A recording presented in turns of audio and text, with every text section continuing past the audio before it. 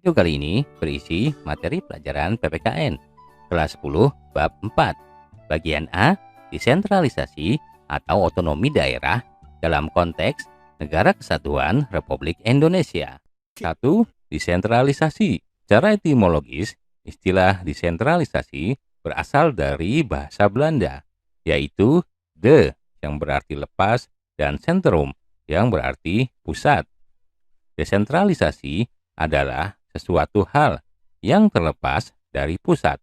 Terdapat dua kelompok besar yang memberikan definisi tentang desentralisasi, yakni kelompok Anglo-Saxon dan kontinental. Kelompok Anglo-Saxon mendefinisikan desentralisasi sebagai penyerahan wewenang dari pemerintah pusat, baik kepada para pejabat pusat yang ada di daerah yang disebut dengan dekonsentrasi, maupun kepada badan-badan otonom daerah yang disebut devolusi. Devolusi berarti sebagian kekuasaan diserahkan kepada badan-badan politik di daerah yang diikuti dengan penyerahan kekuasaan sepenuhnya untuk mengambil keputusan, baik secara politis maupun secara administratif. Adapun kelompok kontinental membedakan desentralisasi menjadi dua bagian, yaitu desentralisasi jabatan atau dekonsentrasi dan desentralisasi ketatanegaraan. Dekonsentrasi adalah penyerahan kekuasaan dari atas ke bawah dalam rangka kepegawaian guna kelancaran pekerjaan semata. Adapun desentralisasi ketatanegaraan merupakan pemberian kekuasaan untuk mengatur daerah di dalam lingkungannya guna mewujudkan asas demokrasi dalam pemerintahan negara. Menurut ahli ilmu tata negara, dekonsentrasi merupakan pelimpahan kewenangan dari alat perlengkapan negara di pusat kepada instansi bawahannya guna melaksanakan pekerjaan tertentu dalam penyelenggaraan pemerintahan. Pemerintah pusat tidak kehilangan kewenangannya karena instansi bawahan melaksanakan tugas atas nama pemerintah pusat. Dekonsentrasi adalah pelimpahan wewenang dari pemerintah pusat kepada daerah otonom sebagai wakil pemerintah atau perangkat pusat di daerah dalam kerangka negara kesatuan. Lembaga yang melimpahkan kewenangan dapat memberikan perintah kepada pejabat yang telah dilimpahi kewenangannya itu mengenai pengambilan atau pembuatan keputusan. Menurut Amran Muslimin, desentralisasi dibedakan atas tiga bagian. 1. Desentralisasi politik, yakni pelimpahan kewenangan dari pemerintah pusat yang meliputi hak mengatur dan mengurus kepentingan rumah tangga sendiri bagi badan-badan politik di daerah yang dipilih oleh rakyat dalam daerah-daerah tertentu. 2. Desentralisasi fungsional, yaitu pemberian hak kepada golongan-golongan tertentu untuk mengurus segolongan kepentingan tertentu dalam masyarakat, baik terikat maupun tidak, pada suatu daerah tertentu, seperti mengurus irigasi bagi petani. 3. Desentralisasi kebudayaan, yakni pemberian hak kepada golongan-golongan minoritas dalam masyarakat untuk menyelenggarakan kebudayaan sendiri, seperti ritual kebudayaan. Dengan demikian, dapat disimpulkan bahwa desentralisasi pada dasarnya adalah suatu proses penyerahan sebagian wewenang dan tanggung jawab dari urusan yang semula adalah urusan pemerintah pusat kepada badan-badan atau lembaga-lembaga pemerintah daerah. Tujuannya adalah agar urusan-urusan dapat beralih kepada daerah dan menjadi wewenang serta tanggung jawab pemerintah daerah. Desentralisasi mengandung segi positif dalam penyelenggaraan pemerintahan, baik dari sudut politik, ekonomi, sosial, budaya, dan pertahanan keamanan. Dilihat dari fungsi pemerintahan, desentralisasi menunjukkan beberapa hal sebagai berikut. A. Satuan-satuan desentralisasi lebih fleksibel dalam memenuhi berbagai perubahan yang terjadi secara cepat. B. Satuan-satuan desentralisasi dapat melaksanakan tugas lebih efektif dan lebih efisien. C. Satuan-satuan desentralisasi lebih inovatif. D. Satuan-satuan desentralisasi mendorong tumbuhnya sikap moral yang lebih tinggi, serta komitmen yang lebih tinggi dan lebih produktif. Prakteknya, desentralisasi sebagai suatu sistem penyelenggaraan pemerintahan daerah memiliki beberapa kelebihan dan kelemahan. Kelebihan desentralisasi diantaranya adalah sebagai berikut. A. Struktur organisasi yang didesentralisasikan merupakan pendelegasian wewenang untuk memperingan manajemen pemerintah pusat. B. Mengurangi bertumpuknya pekerjaan di pusat pemerintahan. C. Dalam menghadapi permasalahan yang amat mendesak, pemerintah daerah tidak perlu menunggu instruksi dari pusat. D. Hubungan yang harmonis dapat ditingkatkan dan dapat lebih dioptimalkan gairah kerja antara pemerintah pusat dan daerah. E. Peningkatan efisiensi dalam segala hal, khususnya penyelenggara pemerintahan, baik pemerintah pusat maupun pemerintah daerah.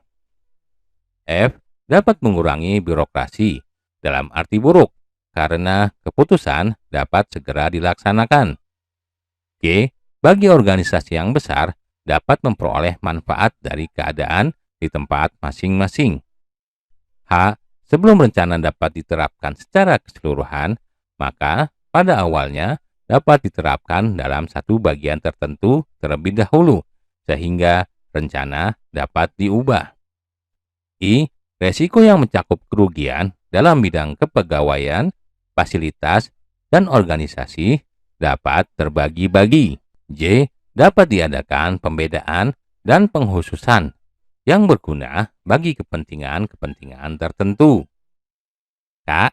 Desentralisasi secara psikologis dapat memberikan kepuasan bagi daerah karena sifatnya yang langsung. Adapun kelemahan desentralisasi diantaranya adalah sebagai berikut. A. Besarnya badan-badan struktural pemerintahan yang membuat struktur pemerintahan bertambah kompleks yang berimplikasi pada lemahnya koordinasi. B. Keseimbangan dan kesesuaian antara bermacam-macam kepentingan daerah dapat lebih mudah terganggu. C. Desentralisasi teritorial mendorong timbulnya paham kedaerahan. D. Keputusan yang diambil memerlukan waktu yang lama karena memerlukan perundingan yang bertele-tele. E. Desentralisasi memerlukan biaya yang besar dan sulit untuk memperoleh keseragaman dan kesederhanaan. 2. Otonomi daerah. Banyak definisi yang dapat menggambarkan tentang makna otonomi daerah. Berikut adalah beberapa definisi tentang otonomi daerah yang dikemukakan para ahli. Menurut H.M. Agus Santoso, pengertian ekonomi daerah diantaranya adalah sebagai berikut. A. C.J. Franzen. Otonomi daerah adalah hak untuk mengatur urusan-urusan daerah dan menyesuaikan peraturan-peraturan yang sudah dibuat dengannya. B. J. Wajong. Otonomi daerah sebagai kebebasan untuk memelihara dan memajukan kepentingan khusus daerah dengan keuangan sendiri, menentukan hukum sendiri, dan pemerintahan sendiri. C. Ateng Saripudin. Otonomi daerah sebagai kebebasan atau kemandirian, tetapi bukan kemerdekaan. Namun, kebebasan itu terbatas karena merupakan perwujudan dari pemberian kesempatan yang harus dipertanggungjawabkan. Menurut Undang-Undang Republik Indonesia Nomor 9 Tahun 2015 tentang perubahan kedua atas Undang-Undang Nomor 23 Tahun 2014 tentang pemerintahan daerah, otonomi daerah adalah hak, wewenang, dan kewajiban daerah otonom untuk mengatur dan mengurus sendiri urusan pemerintahan dan kepentingan masyarakat sesuai dengan peraturan perundang-undangan. Otonomi daerah adalah kewajiban yang diberikan kepada daerah otonom untuk mengatur dan mengurus sendiri urusan pemerintahan dan kepentingan masyarakat setempat menurut aspirasi masyarakat.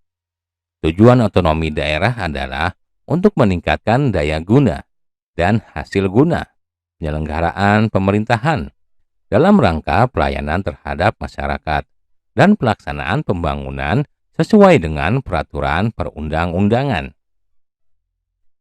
Adapun yang dimaksud dengan kewajiban adalah kesatuan masyarakat hukum yang mempunyai batas-batas wilayah yang berwenang mengatur dan mengurusi urusan pemerintahan dan kepentingan masyarakat setempat menurut prakarsa sendiri berdasarkan aspirasi masyarakat. Dengan demikian dapat disimpulkan otonomi daerah adalah keleluasaan dalam bentuk hak dan wewenang serta kewajiban dan tanggung jawab badan pemerintah daerah untuk mengatur dan mengurus rumah tangganya sesuai keadaan dan kemampuan daerahnya sebagai manifestasi dari desentralisasi.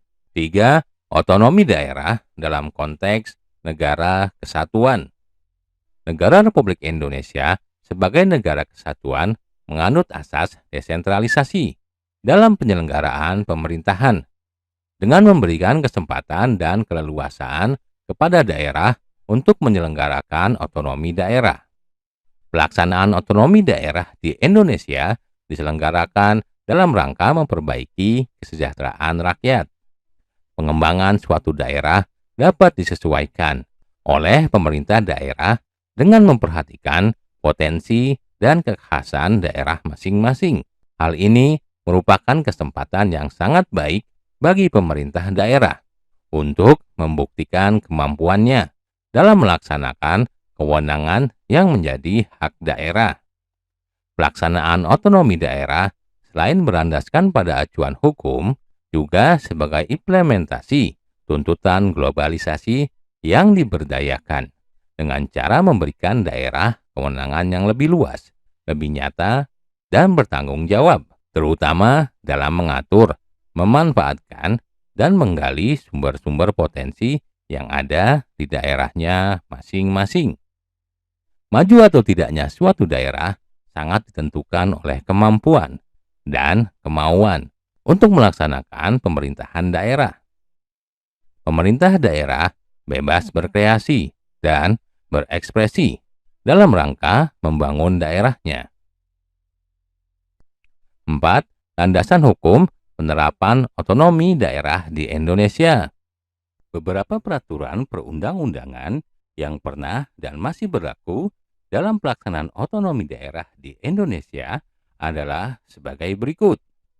A. Undang-Undang Nomor 1 Tahun 1945 tentang Komite Nasional Daerah. B. Undang-Undang Nomor 2 Tahun 1948 tentang Pokok-pokok Pemerintahan Daerah. C. Undang-Undang Negara Indonesia Timur Nomor 44 Tahun 1950 tentang Pemerintahan Daerah Indonesia Timur. D. Undang-Undang Nomor 18 Tahun 1965 tentang Pokok-pokok Pemerintahan Daerah. F. Undang-Undang Nomor 5 Tahun 1974 tentang Pokok-pokok Pemerintahan Daerah. G. Undang-Undang Nomor 22 Tahun 1999 tentang Pemerintahan Daerah. H. Undang-Undang Nomor 25 Tahun 1999 tentang perimbangan keuangan antara pemerintah pusat dan daerah. I. Undang-Undang Nomor 32 Tahun 2004 tentang pemerintahan daerah. J. Undang-Undang Nomor 33 Tahun 2004 tentang perimbangan keuangan antara pemerintah pusat dan pemerintahan daerah.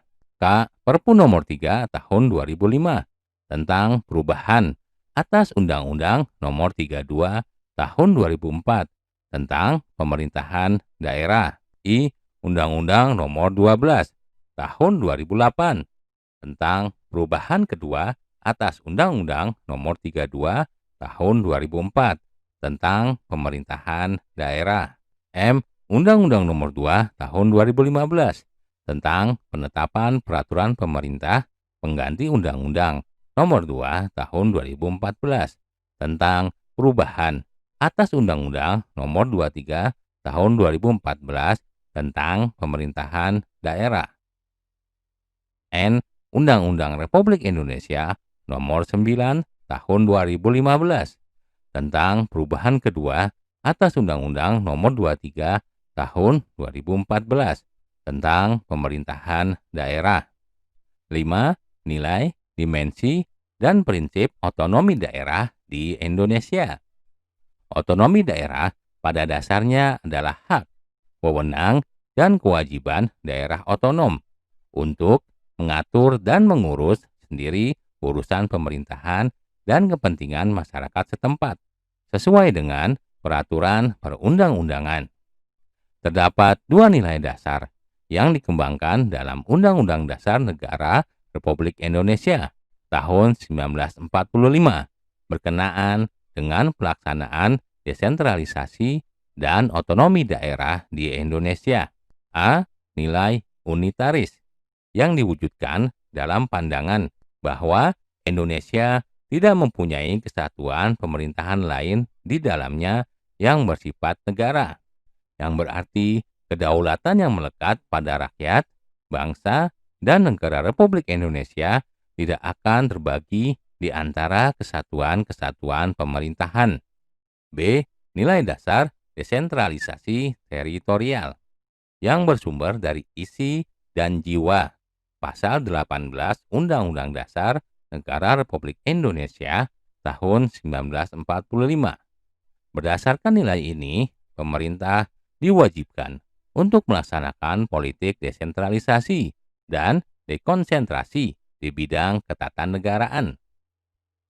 Berkaitan dengan dua nilai dasar tersebut di atas, penyelenggaraan desentralisasi di Indonesia berpusat pada pembentukan daerah-daerah otonom dan penyerahan atau pelimpahan sebagian kekuasaan dan kewenangan pemerintah pusat ke pemerintah daerah untuk mengatur dan mengurus sebagian kekuasaan dan kewenangan tersebut. Dengan demikian, titik berat pelaksanaan otonomi daerah adalah pada daerah kabupaten atau kota dengan beberapa dasar pertimbangan sebagai berikut. 1. Dimensi politik.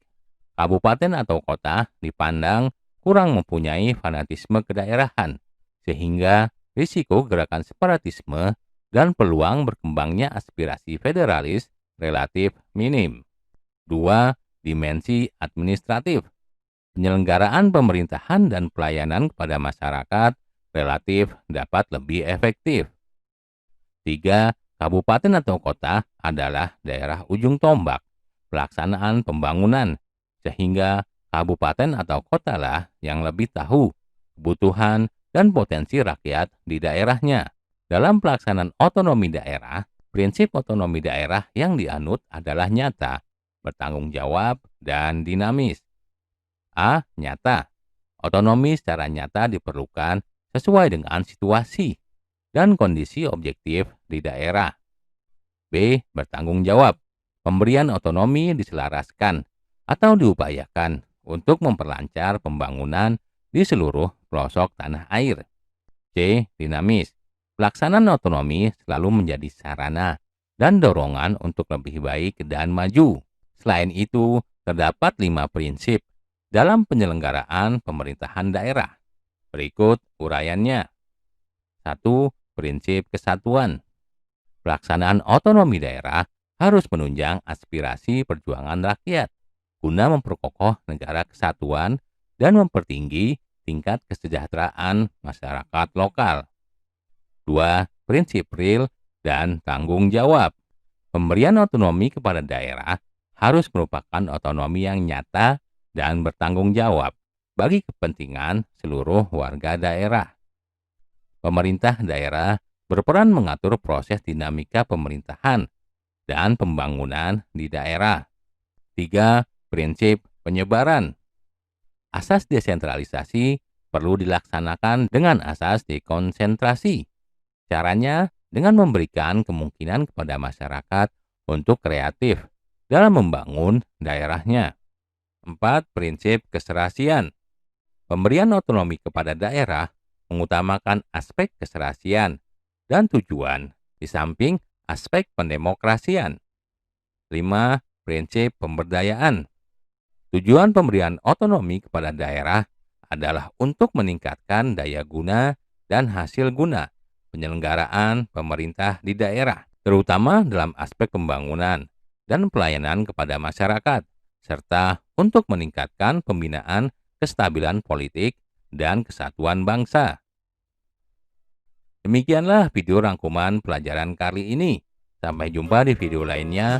Jangan lupa untuk klik like, subscribe, dan tekan loncengnya agar kalian mendapatkan pemberitahuan jika ada video terbaru dari kami.